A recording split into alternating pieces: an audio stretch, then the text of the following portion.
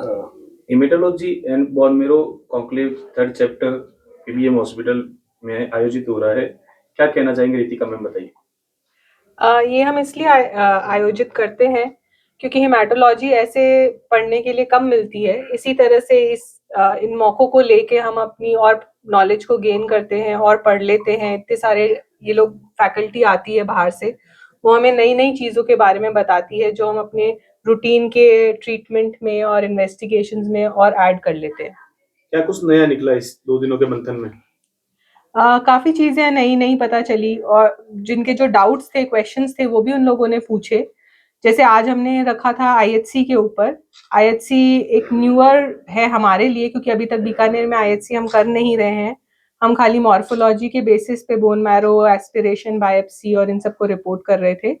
तो अब हमारी आईएचसी शुरू होने वाली है, तो हमें लगा कि अच्छा मौका है कि हम मैम को बुलाएँ और उनसे कुछ ज्ञान लें इसके बारे में।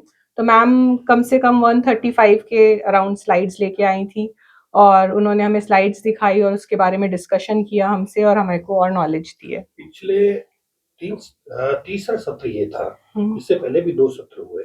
क्या कुछ नया इस सत्र में आपको देखने को मिला?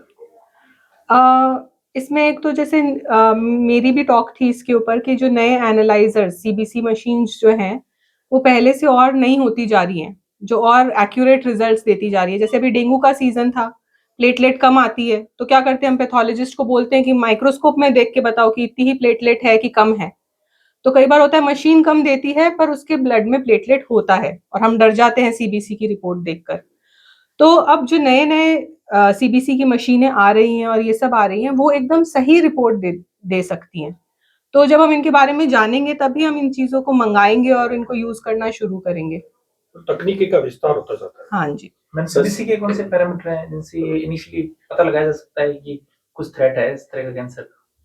कैंसर का थ्रेट हम क्योंकि हेमाटोलॉजी की बात कर रहे हैं तो सीबीसी से हम ल्यूकीमिया, अगर जैसे प्लेटलेट कम हो रहे हैं, अनीमिया के साथ-साथ प्लेटलेट भी कम हो रहा है हीमोग्लोबिन के साथ, या डब्ल्यूबीसी बढ़ रहे हैं या फिर बहुत कम हो रहे हैं, ऐसी कोई चीज़ है, पेशेंट को बार-बार बुखार आ रहा है या बीमार हो रहा है, कमज़ोर हो रहा है, तो हमें अपनी जाँच करानी चाहिए। हो सकता है 90% नॉर्मल चीज़ की वजह से निकले, पर वो जो 10% कुछ और निकल सकता है, हमें उसको इग्नोर नहीं करना चाहिए क्योंकि हम जितनी जल्दी चीज़ों को पकड़ेंगे, हमारा इलाज उतना अच्छा ही होगा। शशि मैम से जानना चाहेंगे कैसा अनुभव रहा? क्या प्रशिक्षण आपने यहाँ पे लोगों को दिया? क्या कुछ अनुभव साझा कीजिए। यहाँ आने का मेरा अनुभव बहुत ही शानदार रहा। 2 दिन की ये कॉन्फ्रेंस, इसने हर सब्जेक्ट को कवर किया, हर सब्जेक्ट हेमाट के एस्पेक्ट से। पहला चीज़ होता है किसी भी केस के लिए क्लिनिशियन, क्लिनिकल हिस्ट्री क्या है उसकी। तो पूरे यहाँ पे बहुत सारे, यहाँ एक क्लिनिको पैथोलॉजिकल मीट थी। ये नहीं था सिर्फ पैथोलॉजी बात हो रही है, ना ये था कि यहाँ क्लिनिकल बात हो रही है। यहाँ दोनों की बात हो रही है और दोनों को मिला के फिर एक बेहतर इलाज की तैयारी हो रही है। तो सारे क्लिनिकल लेक्चर्स बहुत अच्छे थे। उसके बाद उनका पैथोलॉजिकल कोरिलेशन क्या था, वो था। एक क्लिनिशियन को पैथोलॉजी से क्या एक्सपेक्टेशन है, एक पैथोलॉजिस्ट को क्लिनिशियन से क्या चाहिए, क्योंकि जब ये आपस में बात करेंगे तभी एक पेशेंट को सही रिपोर्ट दे पाएंगे।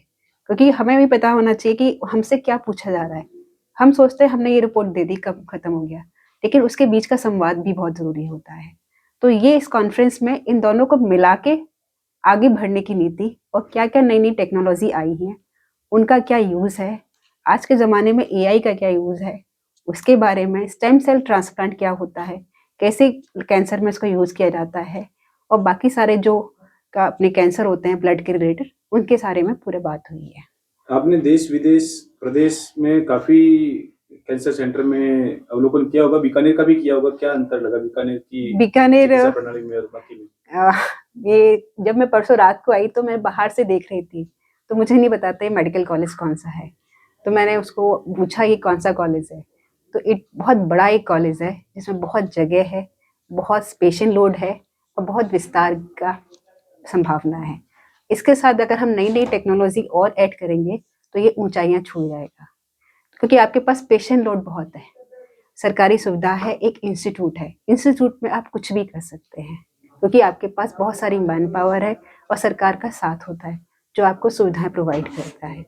जैसे कि अभी डॉक्टर रितिका ने बताया कि हम आईएससी स्टार्ट करने वाले हैं, तो आज की वर्कशॉप में बहुत सारे डॉक्टर्स थे जिन्होंने सोचा और जानने की कोशिश करी कि हमें क्या करना चाहिए, यानी कि चीज़ों को लेने से पहले ही वो लोग उसका ज्ञान प्राप्त करना चाहते हैं ताकि उस फंड के साथ वो जस्टिस कर सके।